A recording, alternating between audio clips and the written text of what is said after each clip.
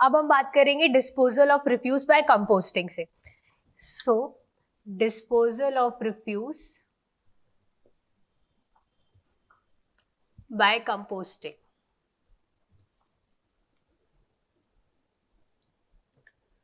अब इसमें क्या होता है, पहली बात ये जो है ये एक मेथड होती है जिसमें आप ऑर्गेनिक मटेरियल्स जो भी होते हैं जिसमें आप एक्सक्लूड करते हो रबर को, लेदर को और प्लास्टिक्स को। ऑर्गेनिक मटेरियल्स एक्सक्लूडिंग, आप एक्सक्लूड किस चीजों को करते हो, पहले आप लिख लो, excluding rubber, leather and plastics. जब आप इसको एक्सक्लूड करते हो उसके बाद आप एरोबिकली या एनएरोबिकली डिकम्पोजिशन करते हो ऑर्गेनिक मटेरियल का, उस मेथड को आप बोलते हो कंपोस्टिंग। मैं एक बार पहले आपको पूरा समझा देती हूँ, then we will write it down. सबसे पहली बात है, जैसे मैंने बोला ऑर्गेनिक मटेरियल्स, जैसे कि आपने रबर, प्लास्टिक्स और लेदर को रिमूव कर दिया। इसके बाद क्या किया आपने, जो भी आपका जो बचा हुआ मटेरियल है ऑर्गेनिक मटेरियल्स, उसको आपने डिकम्पोजिशन स्टार्ट किया एरोबिकली यानी प्रेजेंस ऑफ ऑक्सीजन, एनारोबिकली यानी एब्सेंस ऑफ ऑक्सीजन के थ्रू आपने डिकम्पोजिशन स्टार्ट किया। तो इसमें क्या किया आपने, दो काम किया। एक तो आपने सेग्रीगेट किया वेस्ट को, सेग्रीगेट किया मटेरियल्स को। दूसरा काम आपने क्या किया, सेग्रीगेशन करने के बाद आपने कन्वर्जन किया ऑर्गेनिक वेस्ट को इनटू स्टेबल कंपाउंड्स। तो इस प्रोसेस को क्या बोलते हैं, कंपोस्टिंग। ठीक है, ये एक बायोडिग्रेडेबल मेथड होता है डिस्पोजल का। फाइन, कंपोस्टिंग की बात करें तो एक बायोडिग्रेडेबल मेथड है। जनरली हम बोलते हैं कि कंपोस्टिंग एक एरोबिक मेथड है, क्योंकि आप इसमें बार बार पाइलिंग करते हो, बार बार आपका जो भी वेस्ट है आप उसको बार बार पाइलिंग अप करते हो, जिसके कारण आप इसको एरोबिक मेथड भी बोलते हैं। बट जनरली हम एरोबिक और एनारोबिक दोनों तरीके से कंपोस्टिंग करते हैं। तो क्या होता है, जब आपने पहले इन वेस्ट को हटा दिया, जो आपका रबर वगैरह था आपने उसको हटा दिया, उसके बाद क्या होता है, जब आप इसका कंपोस्टिंग स्टार्ट करते हो तो इसमें बैक्टीरियाज ब्रीड करने लगते हैं। तो सबसे पहले जो ब्रीड करता है वो होता है एक मीसोफिलिक बैक्टीरिया, जो टेम्परेचर को राइज कर देता है अप टू 45 डिग्री सेल्सियस तक। और ये क्या करता है, ये हीट लिबरेट करता है और इसके साथ ही ये कार्बन डाइऑक्साइड गैस लिबरेट करता है। कौन, मीसोफिलिक बैक्टीरिया। आफ्टर 45 डिग्री सेल्सियस जो थर्मोफिलिक बैक्टीरिया है वो एक्ट करने लग जाता है, और वो जो इस कंपोस्ट का जो टेम्परेचर है ये अराउंड 65 डिग्री सेल्सियस तक बढ़ा देता है। फाइन, इससे ये भी लिबरेट करता है हीट को, और ये डिकम्पोजिशन प्रोसेस को कंटिन्यू करता है। जब डिकम्पोजिशन प्रोसेस खत्म हो जाती है तब आपको कंपोस्ट मिलता है, जो कि एक ब्राउनिश कलर का रहता है, डार्क ब्राउन कलर का, जिसको आप ह्यूमस बोलते हो। ठीक है, जिसको आप मैन्योर की जैसे यूज कर सकते हो, खाद में डाल सकते हो, ताकि आपकी जो प्रोडक्टिविटी है, फर्टिलिटी है लैंड की, वो इंप्रूव होगी। ठीक है, तो यहाँ पे अब मैंने जो भी आपको बताया है वो पहले आप नोट डाउन कर लेते हैं। Organic materials excluding rubber, leather and plastics are decomposed either aerobically या फिर एनारोबिकली, ईदर एरोबिकली और एनारोबिकली, डिपेंड करता है। ये जो प्रोसेस होती है, दिस प्रोसेस, कौन सी प्रोसेस, पहले तो सब हटाना वेस्ट को, सेग्रीगेट करना या सेपरेट करना, this process of segregation of waste and conversion of organic materials को stable compounds में convert करना, and conversion of organic materials into stable compounds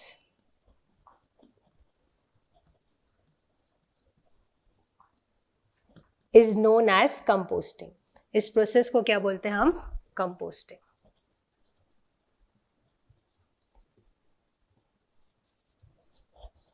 ठीक है, इस प्रोसेस को आपने क्या बोला कि एक तो पहले बात आपने सेपरेट किया वेस्ट को, उसके बाद आपने कन्वर्जन किया ऑर्गेनिक मटेरियल्स का इनटू स्टेबल कंपाउंड्स, जो होता है कंपोस्टिंग। इसके बाद मैंने आपको बता दिया था कंपोस्टिंग एरोबिकली एनारोबिकली कर सकते हैं। इसमें एक पहले आपका बैक्टीरिया जो एक्ट करता है वो होता है मीसोफिलिक बैक्टीरिया। मीसोफिलिक बैक्टीरिया एक्ट करता है सबसे पहले बात, और ये क्या करता है, लिबरेट करता है, क्या liberates carbon dioxide and heat, temperature को रेज करता है, रेजेस टू 45 डिग्री सेल्सियस। उसके बाद आपका कौन सा बैक्टीरिया एक्ट करने लग जाता है? Thermophilic bacteria.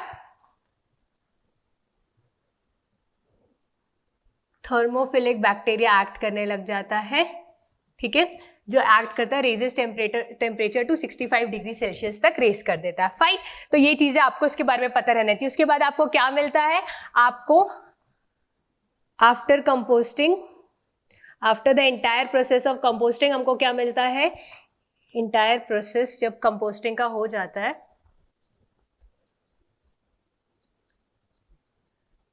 एक डार्क ब्राउन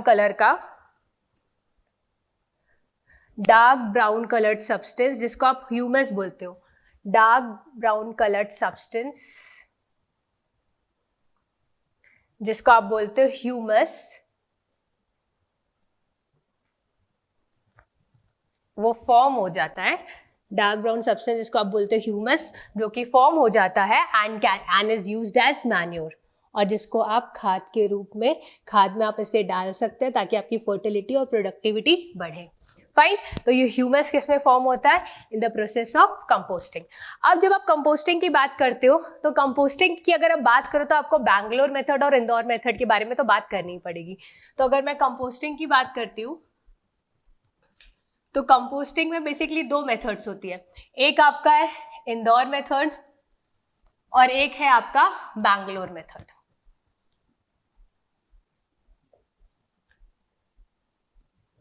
तो जब आप इंदौर मेथड और बैंगलोर मेथड में डिफरेंस क्या है, सबसे पहले आपसे एमसीक्यू में पूछ सकता है, अगर आप बात करो कि which is the aerobic method of composting, तो आप बात करो कि इंदौर मेथड जो है वो एरोबिक मेथड है ऑफ कंपोस्टिंग का। सिमिलरली अगर बोला जाए बैंगलोर मेथड क्या है, तो बैंगलोर मेथड जो है वो एक एनारोबिक मेथड होता है कंपोस्टिंग का। आप पहले इन दोनों के बारे में समझ लेते हैं, फिर मैं आपको नोट डाउन करा दूंगी इसके important points. Indore method of composting में क्या होता है, आप ऑल्टरनेटिवली वेजिटेबल और नाइट सॉइल को 7.5 सेंटीमीटर से 15 सेंटीमीटर तक स्प्रे करते हो, ठीक है, ले करते हो बेसिकली, और एक बार आप वेजिटेबल सॉइल डालोगे फिर आप नाइट सॉइल डालोगे, ऐसा आप इनको स्प्रेड करते हो। जब आप इनको स्प्रेड करते हो उसके बाद आप क्या करते हो, इनको 1.5 से 2 महीने तक के, 1.5 यानी 1.5 से 2 महीने तक के आप इसको टर्न आउट करते हो। मैनुअली क्या करते हो, आप कोई भी फावड़ा या जो भी होता है आप क्या करते हो, टर्न करते रहते हो वेजिटेबल सॉइल और नाइट सॉइल को, ताकि ये प्रॉपरली अटैच हो जाए, प्रॉपर ब्रीडिंग हो सके माइक्रो ऑर्गेनिजम्स की और इसका डिकम्पोजिशन हो सके। 1.5 से 2 महीने बाद आप इसको छोड़ देते हो 2 महीने के लिए अराउंड, ताकि इनका प्रॉपर डिकम्पोजिशन स्टार्ट हो जाए। एक बार जब इनका डिकम्पोजिशन स्टार्ट हो जाएगा, शुरू के 1.5 से 2 महीने तो आपने क्या किया, पाइलिंग अप किया, ठीक है, बार बार इनको पाइल अप किया सो दैट प्रॉपर डिकम्पोजिशन हो सके। उसके बाद आपने 2 महीने के लिए अराउंड इसको छोड़ दिया, इसको कोई डिस्टर्बेंस नहीं दिया, ठीक है। ये पूरा उसके बाद लास्ट में आपको जो कंपोस्ट है ह्यूमस, जो मैंने यहाँ पे लिखा था, वो मिल जाएगा जब पूरा डिकम्पोजिशन माइक्रो ऑर्गेनिजम्स कर देंगे सॉलिड वेस्ट का। इस पूरा प्रोसेस जो होता है इंदौर मेथड का, इसमें आपको 4 महीने लगते हैं। फाइन, अब अगर मैं यही चीज बात करूं बैंगलोर मेथड की, तो बैंगलोर मेथड में क्या होता है, आपको पहले एक ट्रेंच फॉर्म करते हैं अराउंड 10 सेंटीमीटर से 1.5 सेंटीमीटर से 1.5 मीटर से 10 metre into 1.5 metre into 1.5 metre के अराउंड का आप एक ट्रेंच फॉर्म करते हो। और यहाँ पर भी आप क्या करते हो, सॉलिड वेस्ट जो आपका है, जिसमें आपने रबर, प्लास्टिक्स नहीं होने चाहिए और लेदर भी नहीं होना चाहिए, उसको आप यहाँ पे डालते हो। पर यहाँ पर एक चीज है जो कि डिफरेंट होती है इंदौर मेथड से, यहाँ पर आप बार बार 1.5 से 2 महीने के बीच में, 1.5 से 2 महीने के इंटरवल में आप पाइलिंग अप नहीं करते हो, ठीक है ना। यहाँ पर आप बस एक बार उसको डाल देते हो ट्रेंच में, किसी क्लोज ट्रेंच में, और उसके बाद आप उसको छोड़ देते हो। 2 से 3 दिन के अंदर क्या होता है, माइक्रो ऑर्गेनिजम्स जो है वो ब्रीड करने लगते हैं। आपने मैनुअली आप कुछ नहीं किया, एक बार आपने डाल दिया, 2 से 3 दिन के बाद उसमें क्या होता है, इंसेक्ट्स या micro organisms, basically sorry not the insects, micro organisms breed करने लगते हैं जो इसका डिकम्पोजिशन करने लगते हैं। फाइन, तो इस प्रोसेस में भी एट द एंड जब 4 महीने बाद, 4 to 6 मंथ्स के बाद जब फाइनल डिकम्पोजिशन हो जाएगा, तो आपको वही डार्क ब्राउन कलर्ड सब्सटेंस मिलेगा जिसको ह्यूमस बोलते हैं। इस प्रोसेस में जो लिटर प्रोड्यूस होता है, जो कचरा होता है, वो इंदौर मेथड के कंपैरिजन में ना के बराबर होता है, पहली चीज। दूसरी चीज, जो म्यूनिसिपैलिटीज वगैरह होती है आजकल, म्यूनिसिपल कॉर्पोरेशंस, वो ट्रीटमेंट के लिए जो होता है आपका, इसको ही यूज करती है बैंगलोर मेथड ऑफ कंपोस्टिंग। क्यों?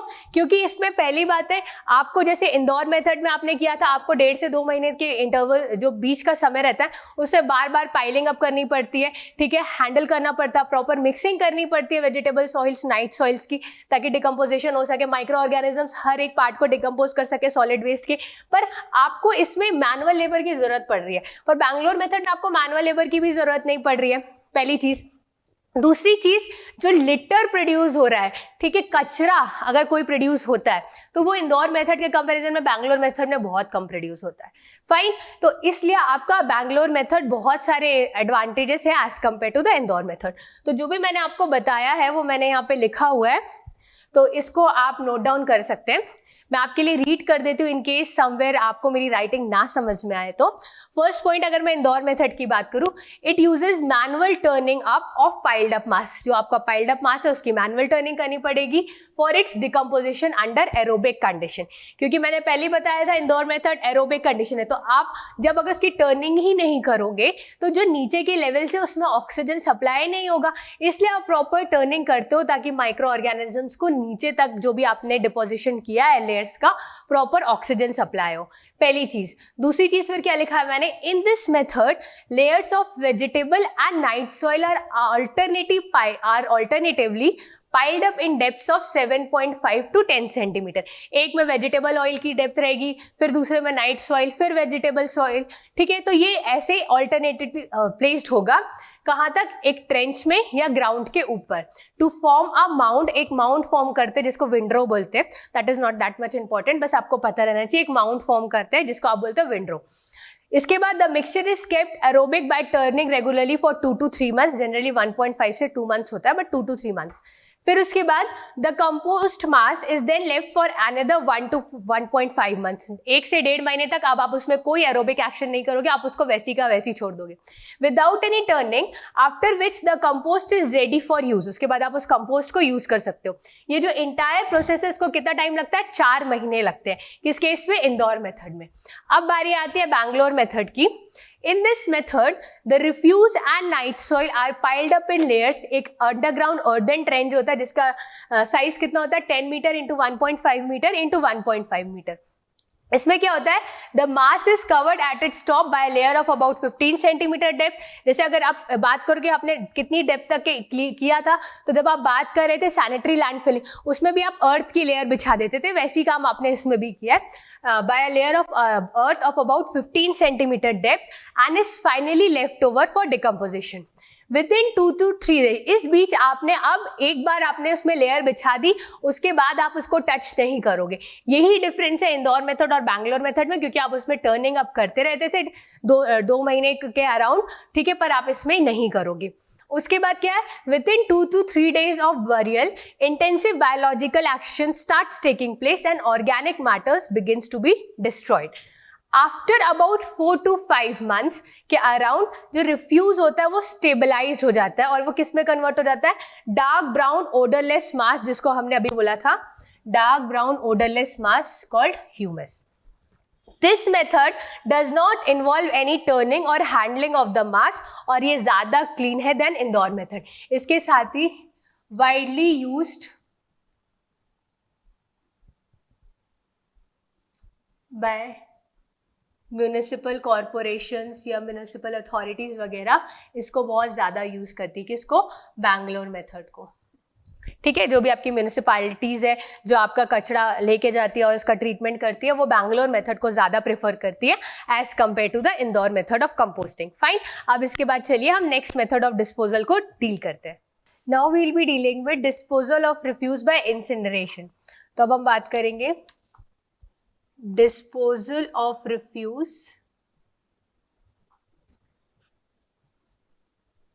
by incineration. This is light, I'll use the dark one. Disposal of refuse by incineration. अब क्या होता है, पहले आप इसको अच्छे से समझ लीजिए। जब हम लोग बात करते हैं इंसिनरेशन की, तो इसमें क्या होता है, जब आपके पास जहाँ पे लैंड है, जब आपने बात की थी सैनिटरी लैंड फिलिंग में, तो आपने लैंड में क्या किया था, डिकम्पोजिशन किया था। आपने कंपोस्टिंग की बात की तो भी आपने किसी ट्रेंच में या किसी सॉइल के अर्थ लेयर के ऊपर आपने कंपोस्टिंग का मेथड किया था। पर जब अवेलेबल लैंड जो है वो स्केर्स हो, मतलब कम क्वांटिटी में हो, तब आप इंसिनरेशन मेथड यूज करते हो, पहली चीज। दूसरी बात, आप इंसिनरेशन मेथड कब यूज करते हो, क्या होता है, अगर जो आपका वेस्ट है वो आपको कोई ऐसा फ्यूल जनरेट करता है, अगर आप उसको बर्न करते हो, इंसिनरेटर्स में इंसिनरेशन का मतलब होता है जो आपका वेस्ट है आप उसको एक क्लोज्ड कंटेनर्स, जिसको आप इंसिनरेटर्स बोलते हो, आप उसमें बर्न करते हो, ठीक है। तो जो आप उसको बर्न करने से आपको जो फ्यूल मिलेगा उसकी जो कैलोरीफिक वैल्यू है वो हाई होना चाहिए, तभी बेनिफिशियल होता है, जब आप तभी आप इंसिनरेशन मेथड यूज करते हो, ठीक है। तभी उस केस में जब आपको हाई कैलोरीफिक वैल्यू मिल रही हो, आपके पास जो जगह है वो कम हो, तब आप यूज करते हो इंसिनरेटर्स। इसमें क्या करते हो आप, पहले जो आपका जो भी वेस्ट होता है उसको ड्राई करते हो, उसके बाद आप इसको हीट करते हो। कभी कभी आप ड्राइंग और हीटिंग का जो प्रोसेस है या बर्निंग का जो प्रोसेस होता है, आप उसको सेम कंपार्टमेंट्स में करते हो, या डिपेंड करता है, अगर आप अलग अलग कंपार्टमेंट्स में करते हो, डिपेंड करता है कि आपका वेस्ट का कैरेक्टरिस्टिक्स क्या है, आपका वेस्ट कैसा है। फाइन, अब आपका बर्न कर लिया, आपको हाई कैलोरीफिक वैल्यू का फ्यूल मिल गया। अब इसकी बात आती है इसके एडवांटेजेस और डिसएडवांटेजेस की। जब हम इंसिनरेशन की बात करते हैं तो ये क्या करता है, ये ऑलमोस्ट जितने भी पैथोजेनिक बैक्टीरिया है, पैथोजेनिक जैसे मैंने आपको पहले भी बताया था, डिजीज कॉजिंग बैक्टीरिया, जो भी पैथोजेनिक बैक्टीरियाज होते हैं उसका कंप्लीट रिमूवल करता है ऑलमोस्ट, और 80% तक के रिडक्शन करता है वॉल्यूम में। मतलब वॉल्यूम कितना रिड्यूस हो सकता है, 80% तक के। इसके साथ ही क्या हो रहा है, आपको हाई कैलोरीफिक वैल्यू का फ्यूल मिल रहा है, जो कि आपके लिए इकोनॉमिक वाइज अच्छा है। इसके साथ ही क्या हो रहा है, आपको जो उसमें क्लिंकर्स या स्टीम पाउडर्स जो फॉर्म है, आप उसको भी सेल कर सकते हो और आपको कुछ अमाउंट में पैसा मिल जाएगा। अब बारी आती है इसके डिसएडवांटेजेस की। अगर आप इसको प्रॉपर बर्न करो तो इसमें से आपको कोई भी स्मेल नहीं आएगी, बट अगर आप देख रहे हो क्योंकि आप बर्न कर रहे हो तो सर्टेन अमाउंट में पोल्यूशन तो हो रहा है।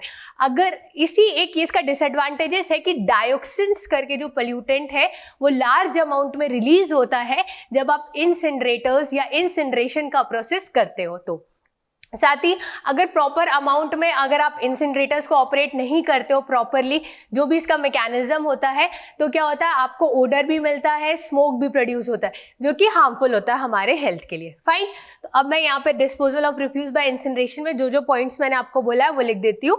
पहली बात क्या है इसमें, used when the land available is scarce, पहली बात। फिर usually used for materials substances, अगर मैं बोलूं जिसकी कैलोरीफिक वैल्यू हाई होती है, use for substances having high calorific value.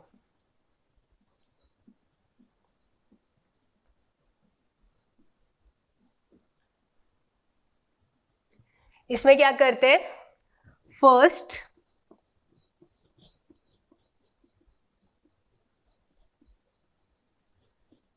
The waste is dried, जो सॉलिड वेस्ट है is dried and then burned in incinerators। Close container होता है जिसमें आप बर्न करते हो, ठीक है। इसके साथ ही क्या होता है, large amount of dioxins are released, dioxins release होते हैं, which remains a problem in the process of incineration। जो इंसिनरेशन का प्रोसेस होता है उसमें क्योंकि डायोक्सिन एक पॉल्यूटेंट है वो रिलीज होता है, तो आपकी क्या होता है, एक प्रॉब्लम रहता है, जो हमेशा से एक प्रॉब्लम रहा है इंसिनरेशन के प्रोसेस में। फाइन, ये तो आपको समझ में आ गया होगा। इसके बाद इसके एडवांटेजेस और डिसएडवांटेजेस डिस्कस कर लेते हैं। अगर मैं बात करूं इसके एडवांटेजेस की, तो इसका एडवांटेजेस पहला क्या है, kills almost all pathogenic bacteria. Pathogenic यानी disease causing bacteria, disease pathogenic bacteria, and also leads to 80% तक का रिडक्शन हो जाता है वॉल्यूम में, ठीक है, and also leads to reduction of about 80% volume of the solid waste.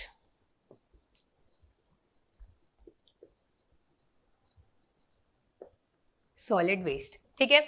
इसके साथ ही क्या होता है, no odour smell is produced अगर आप इसको प्रॉपरली ऑपरेट करते हो तो, इफ प्रॉपरली ऑपरेटेड। इसके साथ ही अगर जो स्टीम पाउडर और क्लिंकर्स जो जनरेट होते हैं वो भी आपको सम सॉर्ट ऑफ पैसे देते, some sort of revenue generate करते, तो आप लिख सकते हो steam powder and clinkers produced, clinkers produced on selling generates some money.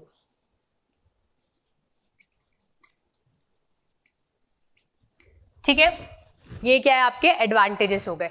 अब इसके डिसएडवांटेजेस की अगर मैं बात करूं, डिसएडवांटेजेस की, तो इसके जो डिसएडवांटेजेस है उसमें पहला डिसएडवांटेज ये है, ओनली दोज वेस्ट जिसकी कैलोरिफिक वैल्यू है, हाई कैलोरिफिक वैल्यू है, उसी को आप यूज कर सकते हो। अगर आप बात करो इंसिनरेशन का प्रोसेस का, तो बेसिकली ये यूएसए वगैरह में ज्यादा यूज किया जाता है, क्योंकि जो वहां वेस्ट जो जनरेट होता है, जिनको बर्न किया जाता है, उनकी कैलोरिफिक वैल्यू बहुत ज्यादा होती है। So only those waste can be operated which has high calorific value। ये इसका पहला डिसएडवांटेज है। दूसरा डिसएडवांटेज ये है, इम्प्रॉपर फंक्शनिंग या इम्प्रॉपर ऑपरेशन जो इंसिनरेटर्स का होता है, उससे क्या होता है, स्मोक प्रोड्यूस होता है, पोल्यूटेंट्स प्रोड्यूस होते हैं। तो मैं यहां पे लिखती हूं इम्प्रॉपर हैंडलिंग या फंक्शनिंग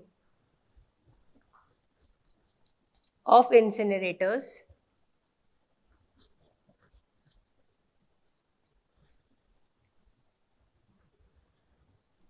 leads to liberation या बोल सकते हो generation of larger amount of smoke, जो कि एक पोल्यूटेंट है और ये एयर को पोल्यूट कर देता है। फाइन, तो ये प्रोसेस आपको इंसिनरेशन की समझ में आ गया होगी। आपको कुछ भी नहीं करना, बस अगर आपको बोला जाए कि बर्निंग का प्रोसेस आप किस में करते हो, तो आप इंसिनरेशन में करते हो। किस में करते हो, इंसिनरेटर्स में करते हो। किन के लिए यूज करते हो, जिनका जो सब्सटेंसेस है जिनकी कैलोरिफिक वैल्यू ज्यादा होती है, सिर्फ उनके लिए करते हो। फाइन, तो I hope this disposal of refuse by incineration is very much clear to you. अब हम नेक्स्ट डिस्पोजल मेथड के लिए मूव ऑन करते हैं।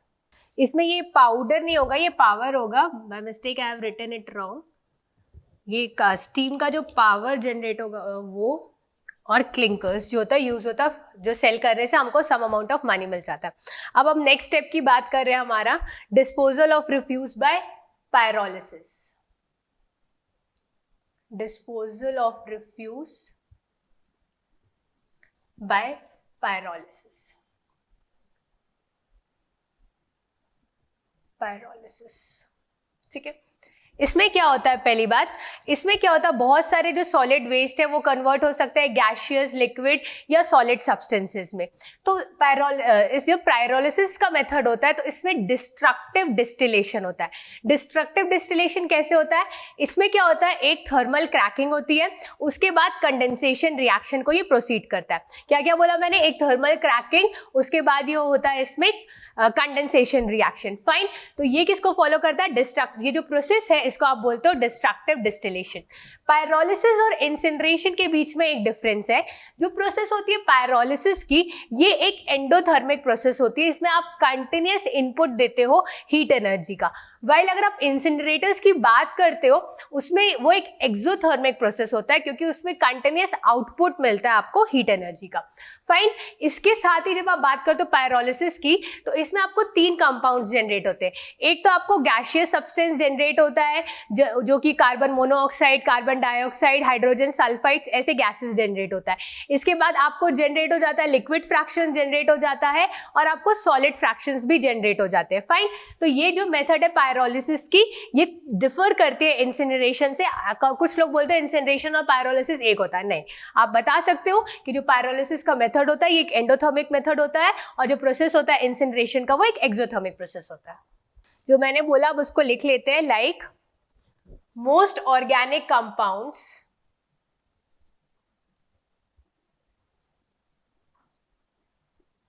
can be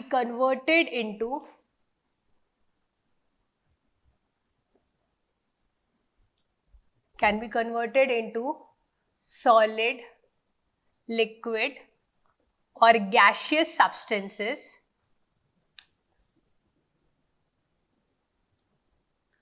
through a combination of किस किस का कॉम्बिनेशन से, एक थर्मल क्रैकिंग और दूसरा condensation. Through a combination of thermal cracking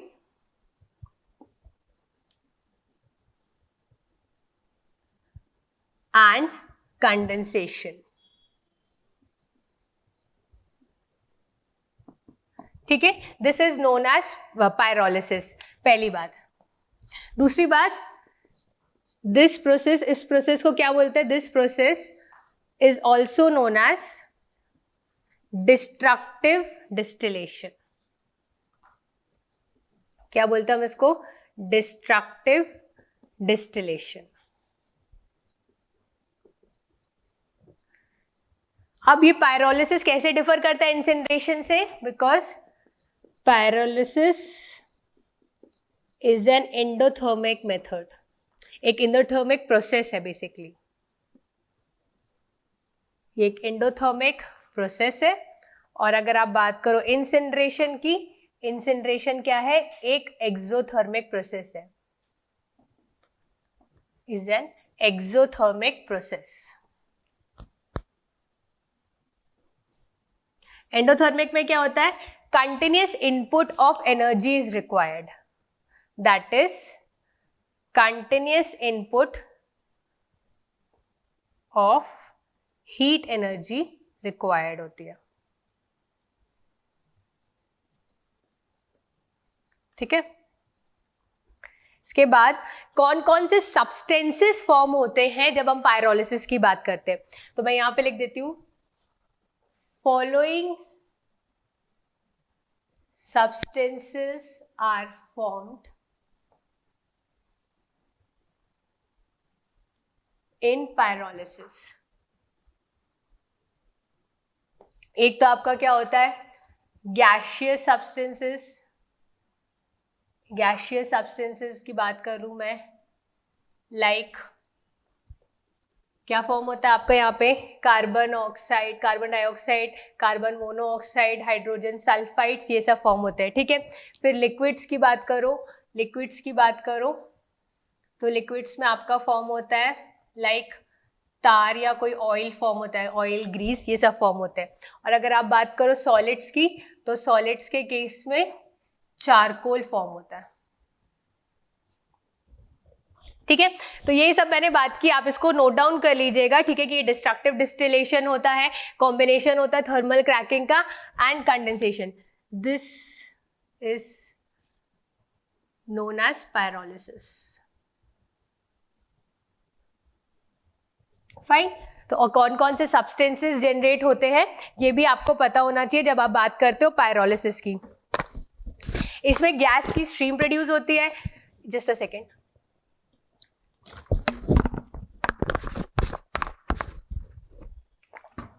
gas की स्ट्रीम प्रोड्यूस होती है, जैसे मैंने बात किया ना गैसियस सब्सटेंसेस की बात करो या गैस का स्ट्रीम प्रोड्यूस होता है। लिक्विड्स फ्रैक्शंस, लिक्विड्स का फ्रैक्शंस प्रोड्यूस होता है। अगर मैं यहाँ पे लिख दूँ लिक्विड का फ्रैक्शंस लाइक तार प्रोड्यूस होता है। सॉलिड्स के फ्रैक्शंस जैसे कि चारकोल प्रोड्यूस होता है। और गैसियस सब्सटेंसेस या आप बोल सकते हो स्ट्रीम्स, ये प्रोड्यूस होता है। जनरली आपको बस इसके बारे में अगर आपसे पूछे जस्ट लाइक कि सॉलिड लिक्विड्स और गैसियस कंपाउंड्स किसी केस में फॉर्म होते हैं, ठीक है, तो आप बता सकते हो कि पायरोलिसिस। अगर आपको सिर्फ इंसिनरेशन ऑप्शन आएगा, जस्ट वो आपको कंफ्यूज करने के लिए क्या करेगा, इंसिनरेशन भी दे देगा और पायरोलिसिस भी दे देगा, तो आप इंसिनरेशन को मार्क करके आ जाओगे। ऐसा नहीं करना आपको। आपको पता होना चाहिए कि पायरोलिसिस के केस में आपको गैसियस स्ट्रीम्स, लिक्विड फ्रैक्शंस और सॉलिड फ्रैक्शंस मिलते हैं, ठीक है, ये एक पॉइंट। और दूसरा, डिस्ट्रक्टिव डिस्टिलेशन को पायरोलिसिस फॉलो करता है। पायरोलिसिस एक एंडोथर्मिक प्रोसेस है। ये चीजें आपको पायरोलिसिस के बारे में पता होनी चाहिए। इसके अलावा हमने जितने भी मेथड्स से सबको डील कर लिए हैं। अब इसके बाद हम फॉर्मूलाज पढ़ते हैं और उसके बाद हम न्यूमेरिकल सॉल्व करेंगे।